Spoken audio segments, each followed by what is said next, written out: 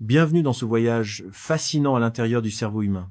Cet organe complexe, véritable centre de commande du corps, orchestre nos pensées, nos émotions et nos actions. Dès la naissance, il évolue, s'adapte et façonne notre personnalité.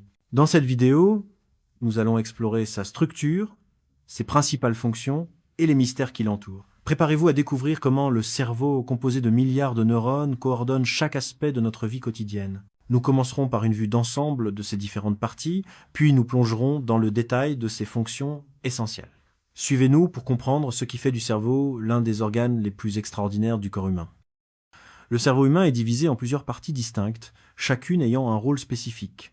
Il est protégé par la boîte crânienne et baigne dans un liquide qui amortit les chocs. Les principales régions sont le cerveau proprement dit, le cervelet et le tronc cérébral. Chacune de ces zones joue un rôle crucial dans la régulation des fonctions vitales, la coordination des mouvements et le traitement des informations. Comprendre cette organisation est essentiel pour saisir comment le cerveau gère les tâches complexes et s'adapte aux changements de l'environnement. Dans les scènes suivantes, nous détaillerons chaque région et ses fonctions. Le cerveau est composé de plusieurs lobes, chacun ayant des fonctions spécifiques.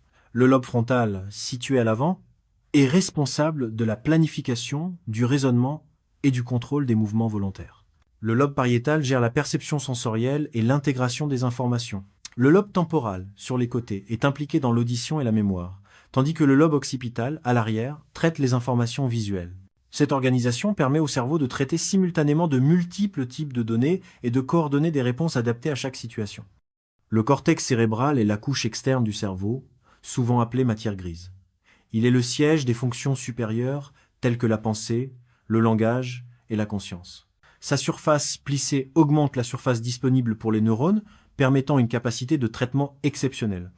Le cortex est divisé en aires spécialisées, chacune dédiée à des tâches précises comme la vision, l'audition ou le mouvement. Cette organisation fine permet au cerveau de gérer des tâches complexes et d'adapter nos comportements en fonction des expériences vécues.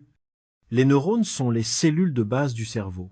Ils communiquent entre eux grâce à des signaux électriques et chimiques, formant un réseau complexe appelé synapse. Chaque neurone peut établir des milliers de connexions avec d'autres, créant ainsi une immense toile de communication. Cette connectivité permet au cerveau de traiter rapidement l'information, de mémoriser des expériences et d'apprendre de nouvelles compétences.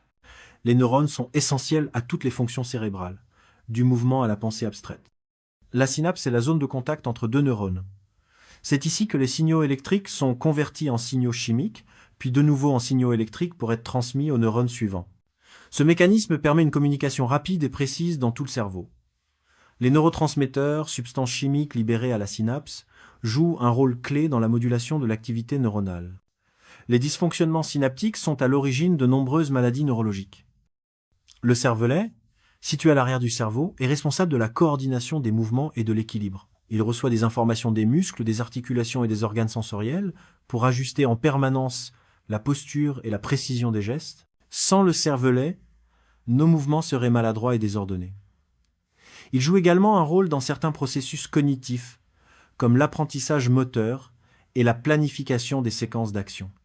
Le tronc cérébral relie le cerveau à la moelle épinière. Il contrôle les fonctions vitales telles que la respiration, le rythme cardiaque et la pression artérielle.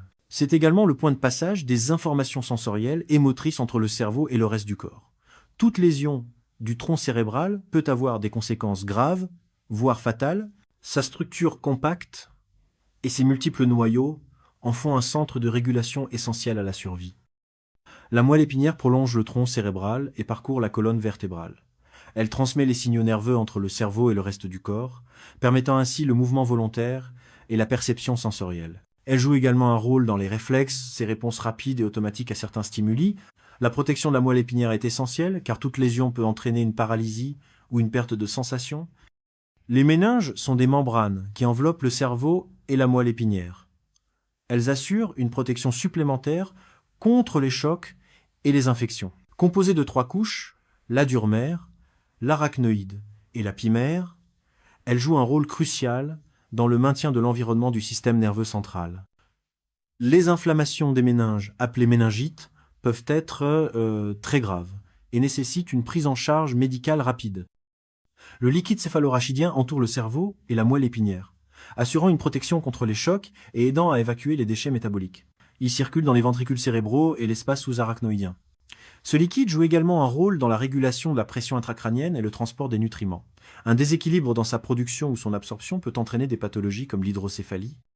Le cerveau est divisé en deux hémisphères, droit et gauche, reliés par le corps calleux. Chaque hémisphère contrôle le côté opposé du corps et possède des spécialisations fonctionnelles. L'hémisphère gauche est souvent associé au langage et à la logique, tandis que le droit gère la créativité et la perception spatiale. Cette division permet une répartition efficace des tâches et une meilleure adaptation aux exigences de l'environnement. La plasticité cérébrale désigne la capacité du cerveau à se modifier en réponse à l'expérience, à l'apprentissage ou à une lésion. Les neurones peuvent créer de nouvelles connexions, renforcer ou affaiblir des synapses existantes. Cette propriété explique comment nous pouvons apprendre tout au long de la vie et récupérer certaines fonctions après un accident cérébral. La plasticité est essentielle à l'adaptation et à la résilience du cerveau face aux défis. La mémoire est l'une des fonctions les plus fascinantes du cerveau. Elle permet de stocker, de conserver et de rappeler des informations. Il existe plusieurs types de mémoire. La mémoire à court terme, la mémoire à long terme et la mémoire procédurale. Chaque type repose sur des circuits neuronaux spécifiques et fait intervenir différentes régions du cerveau, notamment l'hippocampe et le cortex préfrontal. Les mécanismes de consolidation et de rappel sont encore largement étudiés par les neuroscientifiques. Les émotions sont générées et régulées par des structures cérébrales comme l'amygdale, l'hippocampe et le cortex préfrontal. Elles influencent nos décisions, nos relations et notre bien-être. Le cerveau analyse en permanence les stimuli internes et externes pour adapter nos réactions émotionnelles. Les déséquilibres dans la régulation émotionnelle peuvent conduire à des troubles comme l'anxiété ou la dépression. Comprendre le rôle du cerveau dans les émotions aide à mieux gérer le stress et à favoriser la santé mentale. Le langage est une fonction complexe qui mobilise plusieurs régions du cerveau, notamment l'aire de Broca et l'aire de Wernicke. Ces zones sont responsables de la production et de la compréhension du langage. Les connexions entre ces aires permettent une communication fluide et efficace. Les troubles du langage, comme l'aphasie, résultent souvent de lésions dans ces régions. L'étude du langage éclaire la façon dont le cerveau structure la pensée et l'expression. Le cerveau reçoit et interprète les informations provenant des cinq sens, la vue, l'ouïe, le toucher, l'odorat et le goût. Chaque type de sensation est traité dans une région spécifique du cortex. Par exemple, le cortex occipital traite la vision, tandis que le cortex temporal gère l'audition. Cette organisation permet une analyse rapide et précise des stimuli, essentiels à la survie et à l'adaptation à l'environnement. Le système limbique est un ensemble de structures situées au centre du cerveau. Il joue un rôle clé dans la gestion des émotions, de la mémoire et de la motivation. L'amygdale, l'hippocampe et l'hypothalamus sont les principaux composants de ce système. Ils interagissent pour influencer nos réactions face au stress, à la peur ou au plaisir. Le système limbique est également impliqué dans la formation des souvenirs émotionnels. Le système nerveux autonome contrôle les fonctions involontaires du corps, comme la respiration, la digestion et la circulation sanguine. Il se divise en deux branches. Le système sympathique, qui prépare le corps à l'action, et le système parasympathique, qui favorise le repos et la récupération. Ce système fonctionne en grande partie sans intervention consciente, assurant l'équilibre interne nécessaire à la survie. Les aires motrices du cerveau, situées dans le lobe frontal, contrôlent les mouvements volontaires du corps. Elles envoient des signaux aux muscles via la moelle épinière. La précision et la coordination des gestes dépendent de l'intégrité de ces aires. Les lésions dans ces régions peuvent entraîner des troubles moteurs, comme la paralysie ou la perte de coordination. L'entraînement et la rééducation peuvent aider à récupérer certaines fonctions. Les aires sensorielles du cerveau reçoivent et traitent les informations provenant des organes des sens. Chaque aire est spécialisée.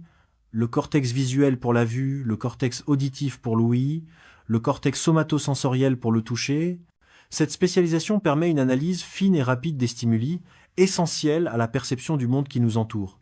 Les troubles de ces aires peuvent altérer la perception sensorielle. La latéralisation cérébrale fait référence à la spécialisation des fonctions entre les deux hémisphères du cerveau. Par exemple, chez la plupart des droitiers, l'hémisphère gauche domine pour le langage, tandis que le droit excelle dans la perception spatiale. Cette organisation optimise le traitement de l'information et permet une meilleure coordination des tâches complexes. La latéralisation varie d'une personne à l'autre et peut évoluer avec l'expérience. Le cerveau peut être affecté par de nombreux troubles, tels que la maladie d'Alzheimer, la maladie de Parkinson, l'épilepsie ou les accidents vasculaires cérébraux. Ces pathologies altèrent le fonctionnement normal des neurones et des circuits cérébraux, entraînant des symptômes variés, perte de mémoire, troubles moteurs, crise ou paralysie. La recherche progresse pour mieux comprendre ces maladies et développer de nouveaux traitements. Prendre soin de son cerveau est essentiel pour préserver ses fonctions tout au long de la vie. Une alimentation équilibrée, l'exercice physique, le sommeil et la stimulation intellectuelle contribuent à la santé cérébrale. Éviter les substances toxiques, gérer le stress et entretenir des relations sociales sont également bénéfiques. La prévention des maladies neurologiques passe par une hygiène de vie adaptée et des contrôles médicaux réguliers.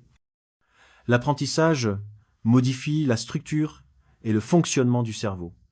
À chaque nouvelle compétence acquise, de nouveaux circuits neuronaux se forment ou se renforcent. Cette capacité d'adaptation, appelée neuroplasticité, est particulièrement active chez l'enfant, mais persiste à l'âge adulte. L'entraînement régulier, la curiosité et la diversité des expériences favorisent l'efficacité de l'apprentissage et la mémorisation.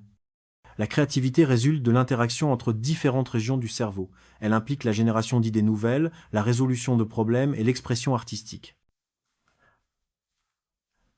Les réseaux neuronaux impliqués dans la créativité sont flexibles et capables de s'adapter à des situations inédites. Favoriser la créativité passe par l'ouverture d'esprit, l'expérimentation et l'acceptation de l'échec comme source d'apprentissage. Le sommeil est indispensable au bon fonctionnement du cerveau. Il permet la consolidation de la mémoire, la récupération physique et mentale, ainsi que l'élimination des déchets métaboliques. Pendant le sommeil, l'activité cérébrale change de rythme et favorise la réparation des tissus.